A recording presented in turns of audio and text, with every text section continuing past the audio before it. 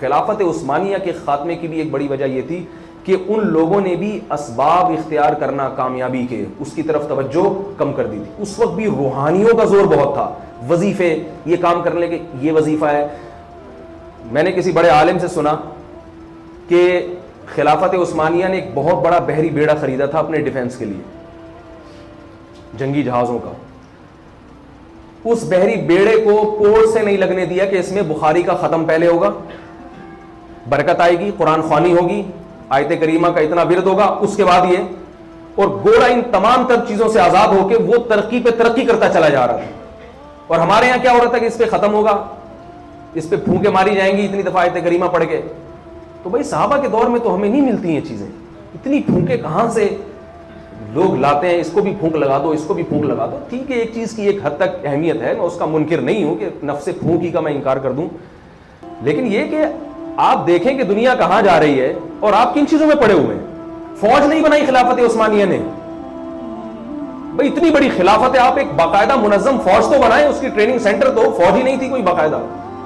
تو اس طرح پھر کبھی بھی کامیابی قدم نہیں چومتی. ہم نبی صلی اللہ علیہ وسلم کی سیرت کو دیکھتے, آپ نے اس دور میں کامیاب ہونے کے لیے اس دور کے جتنے وسائل تھے تمام وسائل کو اختیار کیا آپ صلی اللہ علیہ وسلم نے. یہاں تک کہ علماء نے لکھا ہے کہ آپ صلی اللہ علیہ وسلم نے جن کو سفیر منتخب کیا, اب دیکھیں نبی نے اسباب کتنے اختیار کیے. ہم نے اپنے علماء سے ایک بہت اہم بات سنی, بڑی قیمتی بات, کہ نبی صلی اللہ علیہ وسلم کی سیرت میں معجزے اور کرامتوں کا بہت تھوڑا تذکرہ ہے, زیادہ تذکرہ ہے اس دور کے جو سائنٹیفک اسباب تھے اور جو کسی بھی چیز کی جو لاجک تھی, یعنی آپ صلی اللہ علیہ وسلم کے ہر کام کی کوئی نہ کوئی لاجک تھی اس کے پیچھے.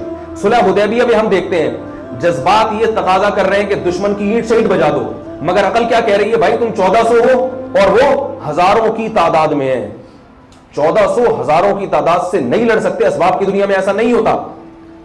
غزوہ بدر میں 313 کا 1000 سے جو مقابلہ ہوا, یہ تو ایک اتفاقی حادثہ تھا, ایک اتفاقی واقعہ تھا. آپ صلی اللہ علیہ وسلم جنگ کے ارادے سے نہیں گئے تھے, جنگ کے ارادے سے نہیں گئے تھے, اچانک ایک لڑائی ہو گئی جو بھگتنا پڑی, پھر اللہ کی مدد آئی, وہ ایک معجزہ تھا. ہم کیا کرتے ہیں, نبی صلی اللہ علیہ وسلم کی جو معجزوں والی زندگی ہے نا اس کو فالو کرتے ہیں کہ 313 نے چونکہ 1000 سے شکست دے دی اور ہم چونکہ اتنے سارے ہیں تو ہمارے لیے تو کوئی مسئلہ نہیں, تو اسلام کو دنیا میں پھیلانا کوئی مسئلہ ہی نہیں ہمارے لیے, ہم تو بہت زیادہ ہیں. بھائی آپ کیسے, نبی صلی اللہ علیہ وسلم نے غزوہ بدر میں لڑائی نہیں لڑی ہے, غزوہ احد میں آپ صلی اللہ علیہ وسلم نے صرف دفاع کیا ہے, اقدام نہیں کیا, صرف دفاع کیا ہے. کیوں, خود سے پہل کیوں نہیں کی؟ بھائی ہماری اتنی افرادی قوت نہیں ہے کہ ہم اتنے بڑے دشمن سے ابھی لڑائی کریں, افرادی قوت نہیں ہے ہمارے پاس.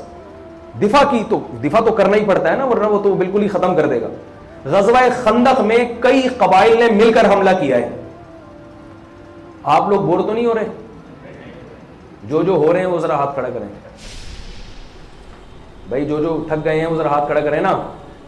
میں بس جلدی سے سمیٹتا ہوں اپنی بات کو, باقی اگر موضوع رہ بھی گیا تو پھر کسی اور وقت, ٹھیک ہے. لیکن یہ بہت قیمتی باتیں آپ تک پہنچانا بہت ضروری ہے, یہ خاص طور پہ جو تعلیم یافتہ طبقہ ہے نا اس تک میں یہ باتیں امانت سمجھ کے جو ہم نے اپنے بڑوں سے سنی ہیں اور تحقیق کے میدان میں یہ بالکل درست باتیں ہیں. نبی صلی اللہ علیہ وسلم نے غزوہ خندق میں کیا کیا ہے, چاروں طرف سے قبائل نے حملہ کیا. تو آپ نے یہ نہیں کہا ہم ان تمام قبائل سے لڑیں گے اور ان کی اینٹ سے اینٹ بجا دیں گے. بھائی اسباب کی دنیا میں ایک قوم کا ایک وقت میں 10 قوموں سے مقابلہ ممکن نہیں ہے. آپ نے مشورہ لیا, مشورہ اس لیے کہ بھائی ممکن ہے کوئی ایسا مشورہ ہمارے سامنے. مشورہ کیوں لیا؟ آپ صلی اللہ علیہ وسلم کا خیال تھا کہ میری سمجھ میں نہیں آ رہا کہ میں کیا کروں ایسے موقع پہ, اسی وجہ سے مشورہ لیا نا. اللہ نے وحی بھی نازل نہیں کی ہے. اللہ کیوں وحی نازل نہیں کر رہے ہیں؟ تاکہ قوم کو صرف وحی کے راستے پہ نہ ڈالا جائے کہ قوم ہر موقع پر خواب اور وحی کا انتظار کرے.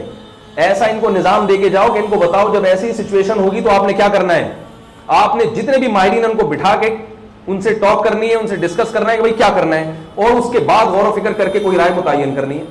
حالانکہ آپ صلی اللہ علیہ وسلم کو مشورے کی ضرورت نہیں تھی. آپ چاہتے اللہ سے دعا کرتے اللہ تو خود بتا دے کیا کرنا ہے. اللہ نے کہا نہیں بتاؤں گا, مشورہ لیں. آپ نے قوم کو ایک راستہ دکھانا ہے. بھائی ایسی مشکلات میں وہی ہمیشہ تھوڑی نازل ہوگی. آپ صلی اللہ علیہ وسلم نے مشورہ لیا. صحابہ کرام کبھی اس قسم کی جنگ سے واقف ہی نہیں تھے کہ کبھی کسی قبیلے پر اتنے قبیلوں نے اچانک حملہ کر دیا. ان کی انفرادی لڑائی ہے, ایک قبیلہ فلاں سے لڑ رہا ہے, فلاں اس سے لڑ رہا ہے, اس سے زیادہ نہیں ہوتا تھا. تو حضرت سلمان فارسی جو عجمی تھے, پرشین تھے, انہوں نے کہا کہ ہمارے ہاں ایسا ہوتا ہے, فارس میں ایسا ہوتا ہے کہ چاروں طرف سے قومیں حملہ کریں. آپ صلی اللہ علیہ وسلم نے پوچھا پھر تم کیا کرتے ہو؟ کہا یا رسول اللہ ہم خندقیں کھود دیتے ہیں چاروں طرف. خندقیں کھودنے سے یہ ہوتا ہے کہ گھوڑا جو ہے نا خندق کو کراس نہیں کر سکتا. پیدل تھوڑی آئیں گے, وہ پیدل آئیں گے تو پٹیں گے. پیدل کون آئے گا بھائی؟ عقل سے جو پیدل ہوگا وہ پیدل آئے گا. کیا خیال ہے بھائی؟ اور گھوڑا اتنی لمبی چھلانگ مار نہیں سکتا. تو اتنی لمبی لمبی چوڑی چوڑی خندقیں کھودی جائیں کہ کہیں سے بھی دشمن کی انٹری کا راستہ ہی نہ ہو. کتنا مشکل کام تھا. آپ صلی اللہ علیہ وسلم نے یہ نہیں کہا کہ بیٹھو آیت کریمہ کا ورد ہوگا بھائی, چلو بھائی سارے صحابہ بیٹھے ہو تسبیح لے کے آیت کریمہ پڑھو, بھوک لگاؤ, آلتو جلالتو آئی پلا کو ڈالتو پھو, ابو جہل پہ اور وہ جو اس وقت زندہ تھے ان پہ پھونکے مارو. یہ نہیں ہے. ہماری بربادی کتنی سخت محنت ہے. اللہ کی مدد جب آتی ہے جب آپ اسباب کی انتہا تک پہنچیں. اس سے زیادہ ہم کر نہیں سکتے. اللہ کتنا مشکل کام ہے, آپ اندازہ لگاؤ. مدینہ کے چاروں طرف سے گولائی میں خندق کھودنا اور اتنی چوڑی چوڑی خندقیں آسان کام نہیں ہے. لیکن آپ نے فرمایا ہمارے بس میں اللہ اس سے زیادہ کچھ بھی نہیں ہے. اور اس پہ بھی کامیابی یقینی نہیں تھی کیونکہ عین ممکن تھا وہ کوئی پل بنا لیتے یا. اور اس میں ایک بڑا نقصان یہ تھا کہ معاشی سطح پہ آپ پوری دنیا سے کٹ گئے, کیونکہ جب وہ اندر نہیں آ سکتے تو آپ بھی تو مدینہ سے باہر نہیں جا سکتے. بہت مشکل ہے آپ لوگوں کو بات سمجھانا, بہت مشکل ہے. کتنا کہ بھائی وہ جب اندر نہیں آ سکتے تو مسلمان کتنے دن سروائیو کریں گے؟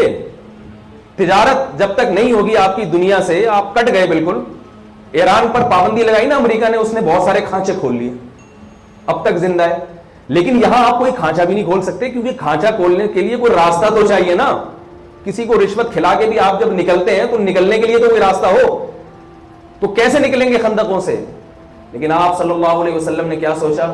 بھائی ہمارے بس میں فی الحال ان کو روک دینا ہے, اس کے علاوہ ہمارے بس میں نہیں ہے. پھر دیکھیں گے آگے کیا کرنا ہے, یہ پھر بعد میں اس پہ مشورہ ہوگا. ابھی تو روکو تو گئی, ان کو نہیں ہے تو یہ تو ہمیں کاٹ کے کھا جائیں گے. کس قدر محنت کی ہے وہ غزوہ خندق کا مشہور واقعہ, اور کیسے نبی صلی اللہ علیہ وسلم نے پیٹ پہ 2 پتھر باندھے ہیں, بھوک سے تڑپے ہیں, پھر معجزوں کا اظہار ہوا ہے. مفتی طارق مسعود صاحب کے بیانات سننے کے لیے youtube.com/مفتی طارق مسعود کو سبسکرائب کریں, اور اگر آپ لائیو ویڈیو کو کبھی بھی مس نہیں کرنا چاہتے ہیں تو سبسکرائب کرنے کے بعد بیل آئیکن پہ کلک کرنا مت بھولیں. جزاک اللہ.